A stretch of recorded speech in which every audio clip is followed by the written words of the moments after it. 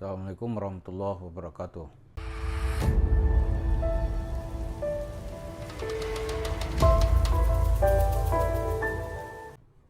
Para pemirsa, di tengah masyarakat kita sering sekali memahami agama itu secara ringkas. Saya tidak pernah membahas secara substansial. Substansi agama itu tidak pernah dibahas. Akibatnya ini sangat rentan bagi mereka-mereka yang berniat melakukan penipuan, melakukan kejahatan, dan pelakunya bisa dengan enak bebas dan jauh dari jeratan hukum. Saya punya pengalaman ketika haji beberapa tahun lalu itu ada seorang jemaah haji melakukan pelanggaran. Kita tahu ya, dia melakukan pelanggaran karena nggak boleh masuk di situ, dia maksa. Akhirnya didorong oleh askar. Bahkan juga seperti mungkin dia tampar kali, walaupun tidak terlalu keras. Begitu ditampar baru dia berhenti. Begitu saya tegur, "Pak, kenapa Pak?" "Nggak apa-apa deh." Dia malah senang gitu. Ditampar askar dia senang. Ini udah impas ini. "Loh, Bapak ada apa?" "Dulu satu jual mobil istri saya," katanya. "Terus?" "Ya sekarang dibalas malaikat di sini," gitu. Saya bilang, "Pak, itu bukan malaikat, itu tentara, security untuk menjaga pelaksanaan ibadah haji." "Oh enggak dek, adek belum tahu, saya mengalami sendiri." "Lah kan saya lihat tadi Pak." "Udah enggak sampai ilmu adek nih." "Itu malaikat yang diutus Tuhan untuk menghukum saya, jadi udah impas sudah gitu. Jadi saya nggak ada dosa lagi ke istri saya gitu." "Emang dosa apa, Bapak apa?" Seperti dia bilang tadi itu, "Selalu nipu istri saya dosa saya banyak. Di antara itu mobilnya saya jual, saya bilang aja hilang gitu." Nah ini salah satu cuma. Ini orang dengan gampang ya untuk membebaskan dirinya dengan gampang mengatakan, "Ah itu malaikat Jibril itu. Malaikat datang diutus Tuhan." Hal yang sama nanti terjadi pada cerita-cerita Yusuf Mansur. Dia gampang sekali nih. "Wallahi." Gitu.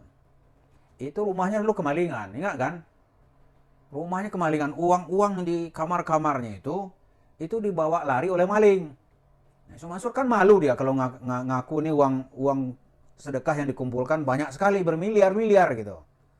Menurut laporan aja ketika itu dia hilang 2 miliar. Tapi kalau dia ngaku ke orang lain itu uang sedekah yang dikumpulkan, malu dia kan? Padahal di mana-mana dia bilang, "Anda nggak pernah bawa uang sedekah," gitu. Maka gampang aja dia bilang, "Wah itu malaikat Jibril. Malaikat Jibril yang diutus oleh Allah untuk mengambil uangnya lagi," gitu. Kok ada di tangan ente? Pinjam. Hah? Dipinjamin. Pinjamin. Terus saya ambil lagi, boleh nggak? Boleh. Boleh. Namanya apa? Balikan. Iya namanya gue pinjaman. Dibalikin dong, kan gitu ya. Saya minjemin nih. Terus saya pinjam lagi, balik lagi, boleh ya? Boleh. Boleh. Handphone juga gitu ya? Nih handphone nih. Iya. Iya. Punya siapa nih? Ya Ustaz. Kok ada di tangan ente? Pinjamin. Dikasih. Ya. Tarik lagi nih, boleh nggak? Boleh. Yang punya siapa? Ustaz. Itu. Jadi nggak ada berita kehilangan itu nggak ada. Karena yang kita punya apaan? Yang kita punya apaan? Oh nyawa juga bukan punya kita. Jadi berita kehilangan itu salah besar. Suatu Yusuf Mansur kehilangan 1 miliar lagi. Masya Allah. Bagaimana saya kagak disinisin sama ibu-ibu di bandara. Ya pulang dari Bali ya. Kan ke Jogja tuh. Sampai bandara. Subhanallah ada ibu-ibu yang nyengir aja. "Aduh, emas sekilo kemana aja tuh?" Gitu. Lah emang beritanya kan emas sekilo. Ustaz Yusuf Mansur rumahnya di bobol maling. Duit 1 M hilang sama emas 1 kilo. Alhamdulillah. Yang hilang itu duit sedekah. Yang kebetulan kan banyak orang pengen sedekah lewat tangan saya. Ada banyak orang-orang yang pengen sedekah langsung ke rumah saya. Udah saya wanti-wanti. Ini jumlahnya sih udah menurun jauh sejak ada PPPA. Sejak ada PPPA, saya langsung tunjuk sono. Nanti dia pada yang nyalurin lagi ke mana-mana tempat yang memang menjadi tempat penyaluran buat para penghafal-penghafal Al-Quran. Lah tapi ada yang nggak ketolong nih, yang kelonong langsung, yang nganterin langsung.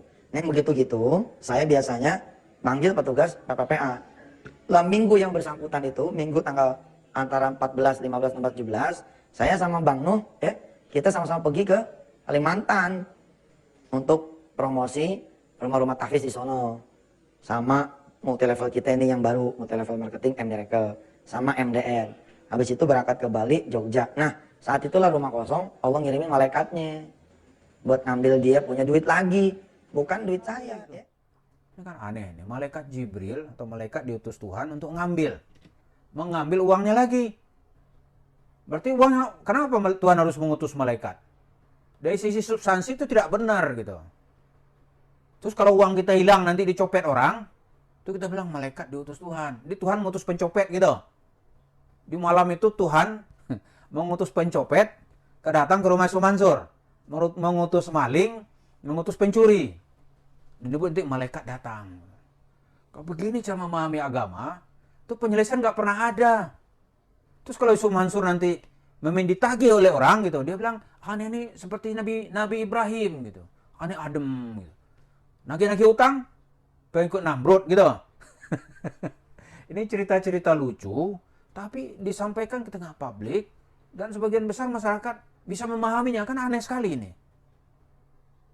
Aneh sekali, kalau ini dibiarkan terus, itu pencuri-pencuri, penipu-penipu, yang nggak usah ditangkap polisi, anggap aja itu malaikat. Ya kan? Dia bisa ngaku, anak malaikat ini diutus oleh Tuhan gitu. Kalau utus oleh masa polisi mau nangkap gitu. Ini bahayanya pemahaman agama seperti ini. Lucu gitu, menggelikan. Ini dimotori atau diedarkan dengan mereka yang leluasa naik mimbar. Seorang mengaku ustadz, dipanggil ustadz, kemudian meraup uang jamaah, ketika dicuri dengan gampang dia. Kalau dia melapor ke polisi kan panjang urusannya. Ditanya uangnya dari mana, siapa yang di rumah, panjang itu. Kapan uangnya ditaruh, udah ketahuan tuh uang dari masjid mana ini, gitu. Atau dari masjid taklim mana ini, itu kan. Ini uang dari mana ini? Takut dia, bilang aja udah, malaikat datang, diutus Tuhan untuk ngambil uang. Gitu. Jadi Tuhan itu di mata Yusuf Mansur sama mengutus maling untuk ngambil uangnya. Jadi Tuhan itu rajanya maling gitu. Tuhan rajanya maling. Di mata Yusuf Mansur, kalau Tuhan rajanya maling, dia dekat sama Tuhan. Jadi dia anak buah maling. Astagfirullah. Dia betapa rusaknya memahami agama seperti ini gitu. Betapa rusaknya. Dan banyak sekali di tengah masyarakat ini yang senang berkolaborasi dengan Yusuf Mansur. Kalau terjadi masalah, dia nggak mau tanggung jawab. Dia nggak mau tanggung jawab. Tapi begitu dapat duit, sombongnya minta ampun.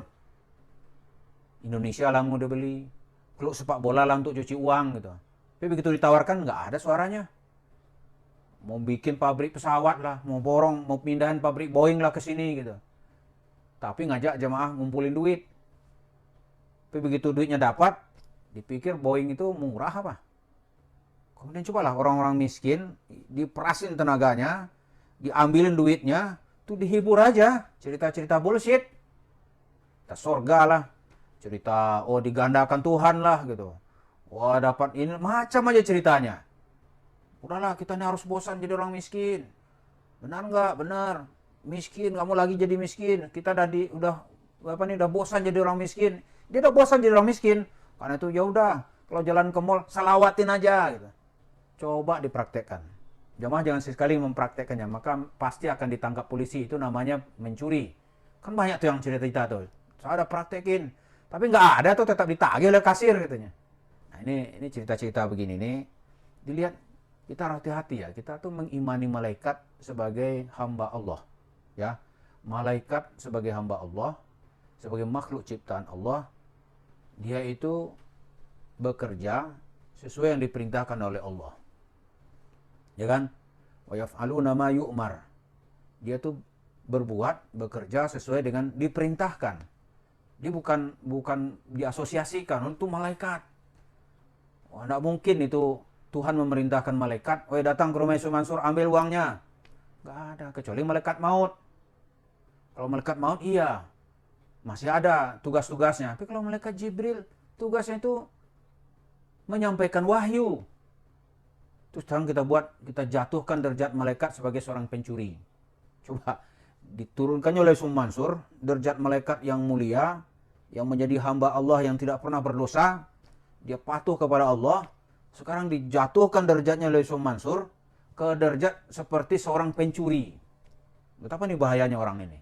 Seperti pencuri dibikinnya. Wah enggak, itu Tuhan ngutus malaikat untuk ngambil uang gitu. Dia malaikat mengambil uang di rumah orang gitu. Seperti pencuri. Kalau jin disebutnya, itu orang masih ada dalam khazanah kita, jin ifrit. Atau kenapa nggak kalian dibilang misalnya nih, babi ngepet datang, babi ngepet ngambil, atau apalagi tuh, yang ada juga di dalam, itu aja bilang sekalian gitu. Ini enggak, dia bilang malaikat. Dia makhluk Tuhan yang suci, yang tidak ada hubungan dengan cerita-cerita materi, oleh masuk-masuk diseret untuk melindungi kelakuan jahatnya. Ya, untuk melindungi kelakuan jahatnya. Dia bawa itu malaikat, dia bawa itu Tuhan. Wallahi, demi Allah, nanti dia bawa nabi ikut aneh, masuk ke dalam rumah, dia belakang mobil saya. Begitu nih apa gitu ya. Ini apa enggak disebut penistaan agama yang begini nih. Nah, tokoh-tokoh kiai atau ulama mestinya ya perhatian juga dengan hal-hal yang begini gitu. Ini kalau menurut saya pribadi ini penistaan kepada agama Islam. Penistaan gitu. Dan begini-begini ini harus diselesaikan menurut tata cara Islam. Dan ketika berimplikasi merugikan orang, dia harus dibawa ke dalam kasus penipuan atau kasus pidana gitu. Dia layak dipidanakan. Karena dia telah melakukan tindakan-tindakan yang merugikan orang lain. Merusak agama dan menistakan agama karena dia telah merendahkan derajat malaikat. Menaruh malaikat sebagai pencuri, diperintah oleh Tuhan sebagai bos malaikat untuk mencuri. Coba bayangkan ini. Betapa berbahayanya pemahaman agama yang disampaikan oleh Mansur untuk mengumpulkan uang. Terima kasih. Assalamualaikum warahmatullahi wabarakatuh.